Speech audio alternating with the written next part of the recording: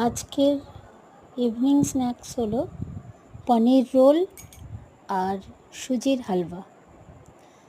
এই রোলটা অ্যাকচুয়ালি আমি কোনো ময়দা ইউজ করিনি, অল্প একটু আটা এবং সুজি দিয়ে একটা ব্যাটারের মতো তৈরি করে রেখে তার ভিতর পেঁয়াজ কুচি, লঙ্কা কুচি, নুন, গোলমরিচ গুঁড়ো সব কিছু দিয়ে একটা প্যানকেকের মতো করে নিয়েছি। ভেতরের পুরটা দিয়েছি আমি পনির দিয়ে, খুব হেলদি হয়েছে। তার সাথে একটু সুজি দিয়ে হালুয়া করেছি এবং কাজু কিশমিশ দিয়েছি তার সাথে, এবং সেটা একটু সুন্দর করে সাজিয়ে দেওয়ার জন্যে সাথে ছিল ধনিয়া পাতার গ্রিন চাটনি আর টমেটো সস।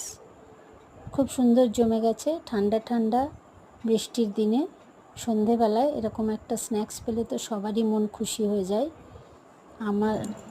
আমারও খুব ভালো লাগলো আজকে। তোমাদের কেমন লাগলো বলো।